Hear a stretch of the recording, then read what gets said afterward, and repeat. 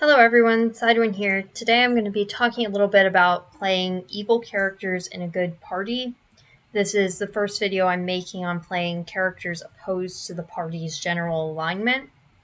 I will say most of this should feel like relatively common sense for most adults, but it's always good to have a reminder. And I will be mentioning a couple of examples as I go through this. Note that the focus is going to be on evil characters who actually can be in the party, but I will mention some about characters which you quite simply shouldn't play in a good party.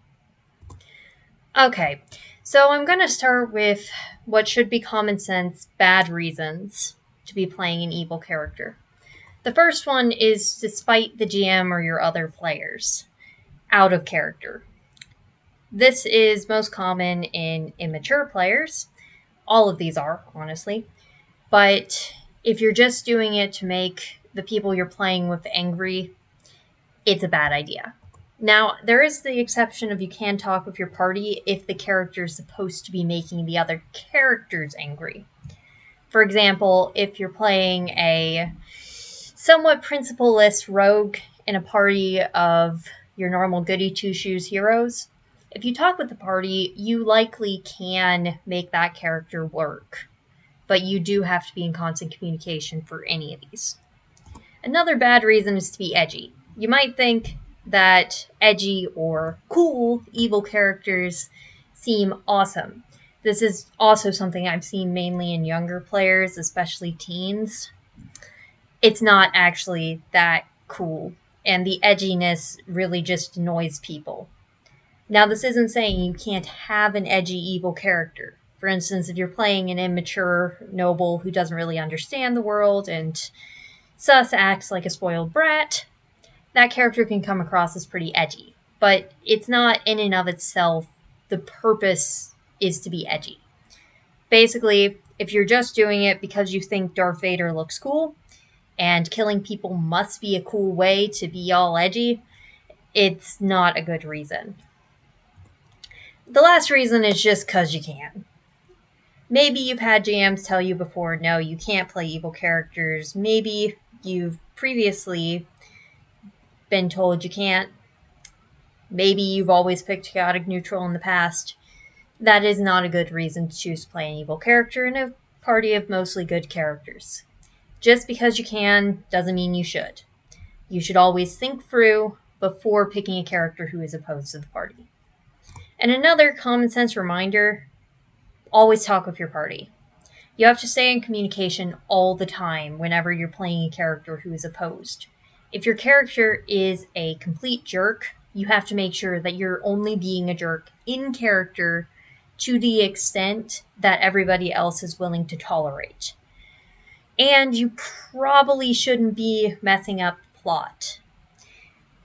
And make sure that any insults or attacks or similar done by that character does not hurt the people who are playing the other characters. You can hurt the characters, but you do not want to hurt the people.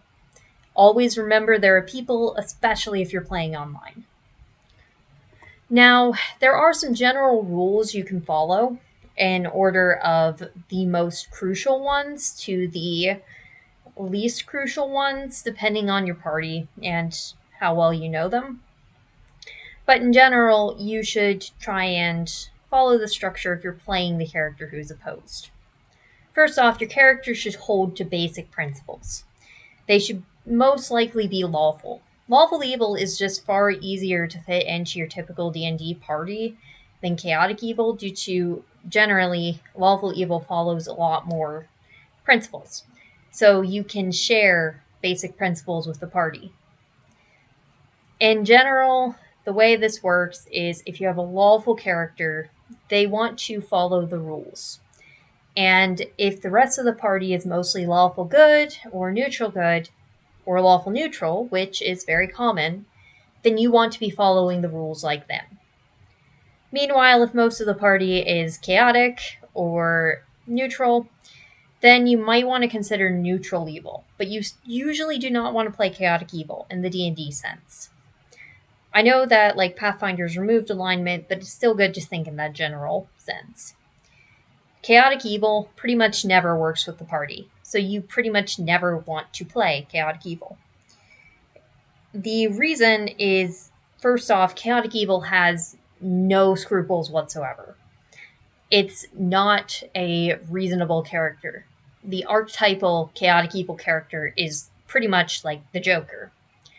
So it's just genuinely harmful to everyone. And if you're in a good aligned party, you're going to become the character they want to stop. Neutral evil, meanwhile, can just be selfish. It's selfishness taken to an extreme, but it can still work. For instance, if you look at Pathfinder Wrath of the Righteous, the video game, Darren Arende is actually a decent example of a neutral evil character in a party. He is a jerk, but he's not trying to actively harm the party per se. He is a bit of a little random character, but he is not doing that in a way which hurts everyone. And then lawful evil characters with their principles are usually more palatable to a good aligned party. The second rule is don't commit truly irredeemable acts. Every table has a different list of these, but there are always a couple which tend to fall on the list, and you likely know them. Basically, if you were reading a book or watching a movie and a character did the act and you would not ever forgive them or understand them, then you shouldn't do it. The third rule is you need to share a common goal with the party. This common goal could be the point of the adventure. For instance, the lawful evil character might choose to sign up with the group of righteous crusader paladins fighting demons because he doesn't want the entire world to fall to a demonic invasion. You could also have a neutral evil character signing up with a good aligned party to fight a red dragon because he wants the dragon's treasure.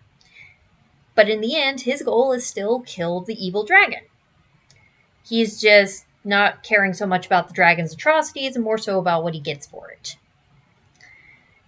And that's kind of the reflection of this common goal. You want to accomplish the same thing, but it doesn't have to be for the same reasons.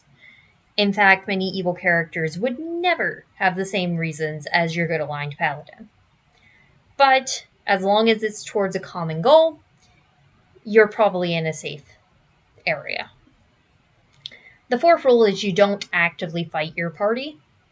For example, if you are playing a, say, lawful evil character and wanting to not bother to save civilians, then the paladin might argue with you. And that's actually fine. Like, disagreement, that's not fighting. But if you then pull out your dagger and try to stab the paladin, it turns into inter-party conflict in the way of physical conflict. In-character conflict that does not turn into actively like trying to kill each other is something you should always talk about. Some GMs and parties do not want that to happen at all, but others are perfectly fine with it. But in general, 99% of parties are going to have some kind of rule about not picking fights physically within the party because it just turns into player versus player combat and a mess. It's just not worth it. A fifth rule that you can follow is to target your misbehavior outside of your active party. For instance, you might insult a random seller who isn't giving you what you want, but you aren't actively antagonizing everyone else in your party. This rule might not be as clean as the others. For instance, I have played abrasive characters who absolutely picked fights with other characters in the party. But before doing that, I talked with the GM and the other players to make sure they'd be fine with that. You just have to play it by ear, and if you're joining a group for the first time that you haven't played with before, following this rule is a good way to avoid harm. Lastly, a character who is willing to change is far more palatable than an irredeemable one. For instance, if over the course of the story, your character gradually learns to accept working with others, or gradually learns to trust others more, or begins to have more of a conscience, that's a little bit more palatable for good aligned parties. However, on the flip side, if your character isn't willing to change, you should be willing to change your character. For example, if your character just keeps stealing stuff, keeps misbehaving, and your GM talks to you and says, hey, could you stop this? Or change character, you need to be willing to either stop it or change your character. And generally, if you create such an irredeemable character, your GM would be happy to take it off your hands and use it as an evil NPC rather than you playing it. And if you've gotten to that point more than once within a single campaign, you likely want to stop trying to play evil characters within the campaign, or you want to go more towards the lawful side and be fully aligned with the common goal. These are just common sense rules, honestly, but I wanted to remind everyone about them. I will likely be covering evil champions in Pathfinder 2e with a separate video because their very mechanics make them extraordinarily selfish. Thank you for watching. I hope this gave you some things to think about.